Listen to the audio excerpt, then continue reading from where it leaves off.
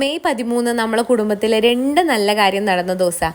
ഒന്ന് ബൈത്തായിട്ടൻ്റെ happy birthday ആണെങ്കിൽ മറ്റതോ മുരളിയേട്ടൻ്റെ രസിയേച്ചിരിയും happy wedding ആനിവേഴ്സറിയാണ്.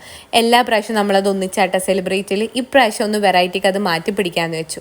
ഇവരെ സർപ്രൈസ് ചെയ്യാൻ പോയപ്പോഴത്തേക്കും രസിയേച്ചി സ്ലീപ്പിംഗ് ലൈക്ക് എ ബേബി. അങ്ങനെ രസിയേച്ചിനെ കുത്തി എണീപ്പിച്ച് കേക്ക് കൊടുത്തപ്പോൾ രസിയേച്ചി ശരിക്കും സർപ്രൈസായി.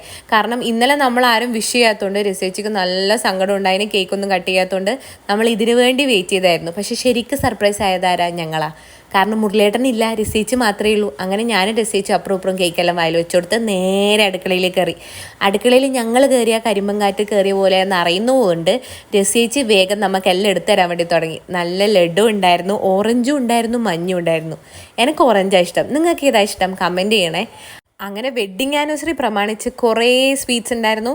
നമ്മൾ പുറത്തിരുന്ന് കഴിക്കുകയാണ്. ഇതാണ് അബിക്കുട്ടൻ. ഇവൻ്റെ ഫാൻസ് ഉണ്ടെങ്കിൽ അതും കൂടെ ഒന്ന് കമൻറ്റ് ചെയ്യണേ.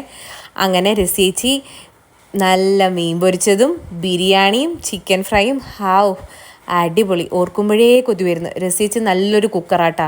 നോൺ വെജ് ഉണ്ടാക്കാൻ രസിയേച്ചിന് കഴിഞ്ഞിട്ടേ ഉള്ളൂ നമ്മളിൽ ഫാമിലിയിൽ വേറെ ആരും. അങ്ങനെ അടിപൊളി ഫുഡ് കഴിച്ചുകൊണ്ടിരിക്കുമ്പോഴാണ് അമ്മ മീൻ ഫ്രൈൻ്റെ കൂടെ ലഡു തന്നത്. മോളെ അലവയും മത്തിക്കറിയും പോലെ ഉണ്ടാകുന്ന ധൈര്യമായിട്ട് കഴിച്ചു എന്ന് പറഞ്ഞു. ഞാൻ ധൈര്യമായി കഴിച്ചു.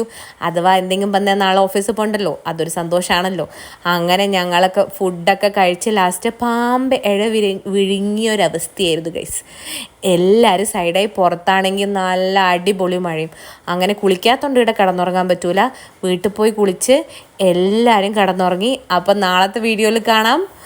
Bye bye.